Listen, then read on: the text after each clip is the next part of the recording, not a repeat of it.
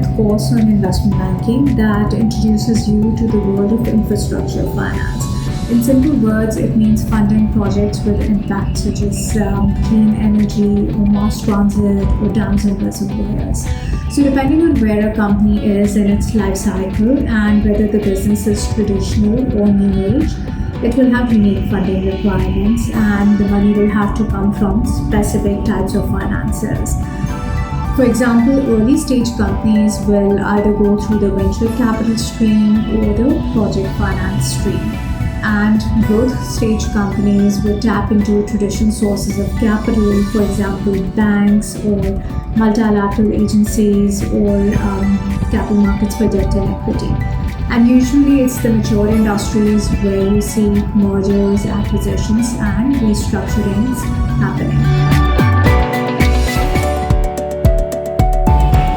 So in this course, we will look at different financial products. We will look at transaction structures and processes through the lens of local market transactions as well as case studies from the international market.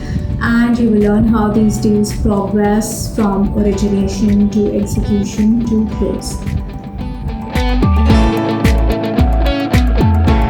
The crescendo for this course is a mock transaction where teams apply their learnings to a real-world simulation. You will all become project developers or bankers or corporate traders, and then do your due diligence and structure your transactions and negotiate with each other until you're happy with the outcomes.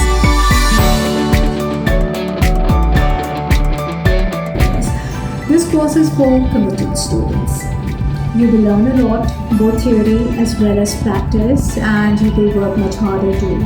A typical high-achieving student would spend around 3 hours per week on self-study. You should do this course if it aligns with your career goals, and if you want to do investment banking, corporate finance, public sector planning and investments, or you want to work for a regulator that oversees these kinds of transactions or deals, then this is the perfect orientation.